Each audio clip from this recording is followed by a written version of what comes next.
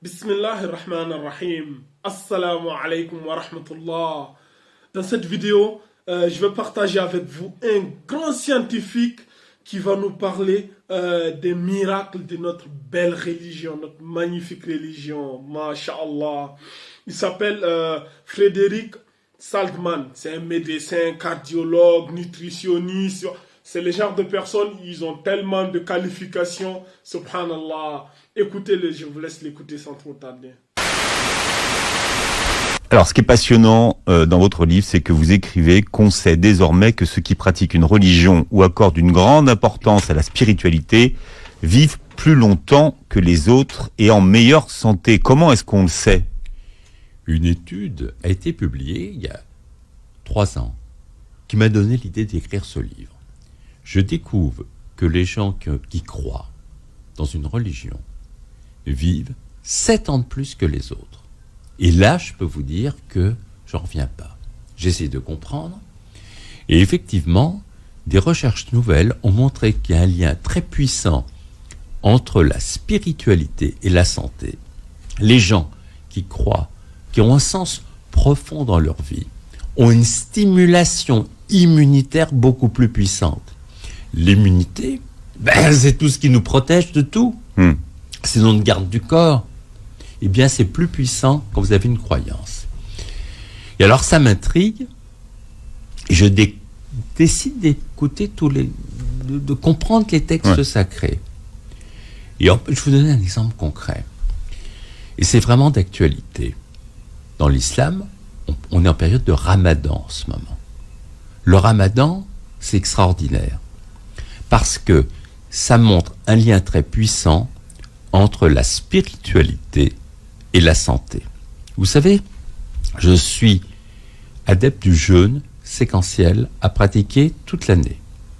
Et vous dites même que c'est une garantie d'avoir un poids stable. Oui, et au-delà. Tout le monde ne dit pas ça. Hein. Et au-delà. Ouais. À chaque seconde, on produit 20 millions de cellules pour remplacer nos cellules usées ou mortes. Et le risque d'errance de copie augmente avec l'âge, pouvant donner lieu à des cancers, des maladies d'Alzheimer. Quand on pratique ce jeûne, on renforce l'ADN, il y a moins d'erreurs de copie, d'ailleurs le teint est plus clair, plus tonique, moins d'asthme, moins d'allergie, moins de rhumatisme. En fait, on lutte contre notre obsolescence programmée, on laisse au corps le temps de régénérer, de se réparer. Vous savez, digérer, c'est pas rien. On fait travailler une dizaine d'organes. Le foie, les reins, le pancréas, le côlon, c'est une usine. Et tout se passe comme si dans une vie, il y avait un nombre de repas limité à prendre. C'est ça que vous expliquez dans votre livre, très bien. C'est qu'on a un nombre de repas limité à prendre. Absolument. Et alors, il y a eu plein de recherches récentes sur ce jeûne, dont un prix Nobel japonais il y a 3 ans. Qu'est-ce que ça montre ? Ce jeûne séquentiel augmente de façon considérable l'immunité. L'immunité, ça fait le ménage des cellules cancéreuses qu'on fabrique tous les jours, qui nous aident à lutter contre les virus. C'est ça qu'on appelle l'autophagie ?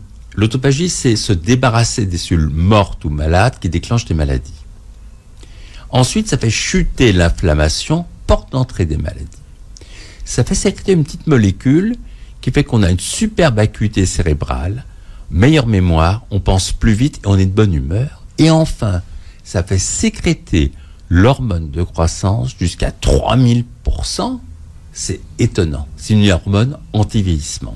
Elle s'appelle comment Elle s'appelle comment C'est l'hormone de croissance. Ah, l'hormone de croissance.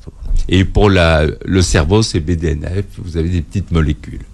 Alors, globalement, ce jeûne séquentiel, c'est très intéressant parce que Ramadan, en ce moment, montre à quel point il faut jeûner. C'est une ouverture extraordinaire. Et je veux dire que, en dehors de cette période de Ramadan, il y a d'autres jeûnes dans la religion musulmane qui continuent. Et quelque part, quand je me suis beaucoup intéressé au Coran, et j'ai beaucoup appris. Tu as rencontré des théologiens au Maroc. Et j'ai été rencontrer des théologiens au Maroc pour essayer de mieux comprendre. Et en fait, dans la religion, ça montre qu'on est responsable de son corps. On est comme locataire de son corps, on doit en prendre le plus grand soin. C'est un dépôt, quoi. On a le corps en dépôt. On est en dépôt, on est responsable. Et quelque part, le ramadan correspond à une forme de purification intérieure. Vous savez, on parle souvent de détox, mais à un moment donné, si votre corps, vous le poussez tout le temps à vous alimenter sans vous arrêter, vous allez l'user. Vous savez, tous les 5 jours, on refait complètement la tapisserie des intestins, on refait toutes les cellules. Alors, je ne vous dis pas si vous êtes tout le temps en train de pousser en alimentation. Vous avez aujourd'hui en France, on ne meurt pas de carence ou de faim, on meurt d'excès. Donc, quelque part, de pouvoir, par le jeûne, avoir la maîtrise de soi pour une optimisation de soi aussi. Arriver à cette notion de purification intérieure où vous faites un bien extraordinaire. Alors moi, ce que je propose, c'est que, quelque part, le ramadan est une période d'initialisation aussi au jeûne. Mais ensuite, dans l'année, quand ramadan sera terminé, essayez de continuer à 2 repas par jour au lieu de 3. Subhanallah, Allah Akbar, Masha'Allah. Vous voyez, aujourd'hui, c'est un vrai scientifique qui est venu pour parler. C'est les mêmes choses que je vous répète ici depuis longtemps, depuis des mois et des mois. Et on voit maintenant, même les scientifiques, ils viennent à la télé, ils les disent, hey les gars, je pense qu'il y a quelque chose là, on est en train de passer à côté de quelque chose, tu vois. Ce livre-là, Al-Qur'an, Wallah al-Azim, le monde, tous ceux qui veulent vivre la paix, avoir la santé et tout, ils vont s'accrocher à ce livre-là. Sinon, ils vont perdre la dunya et l'au-delà, al-akhirah, subhanallah. Il y a quelque chose de très très particulier qu'il a dit durant son intervention, qui moi, tu vois, pour eux ça paraît être quelque chose d'étonnant. Il a dit il y a un lien entre spiritualité et bonne santé. Cette phrase, ça résume tout. Subhanallah. Regardons juste dans le Coran. Allah, il nous a donné déjà ces consignes-là depuis longtemps.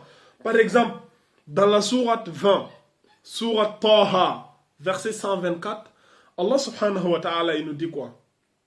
Il dit وَمَنْ أَعْرَضَ عَنْ ذِكْرِ فَإِنَّ لَهُ مَعِيشَةً ضَنْكًا. Allah, il dit quiconque s'écarte de mon rappel va mener une vie pleine de gêne et d'angoisse. Ça veut dire tous ceux qui vont s'écarter du rappel d'Allah, du Coran et tout, leur vie, ils vont vivre des gênes et d'angoisse, de la dépression, une vie qui n'en valent pas la peine. Donc, s'il n'y a pas Allah dans ton cœur, frère, ta vie ne sert à rien. Numéro 2, encore, je vais vous citer encore un autre verset. Allez-y à la sourate Nahl, sourate 16, verset 97.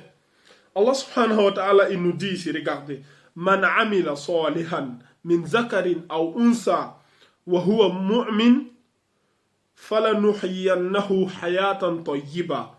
Allah, il dit quiconque, mâle ou femelle, fait une bonne œuvre tout en étant croyant, nous allons lui faire vivre une bonne vie. Si tu fais du bien, tout en étant croyant, tu fais le bien mais tu crois en Allah l'unique.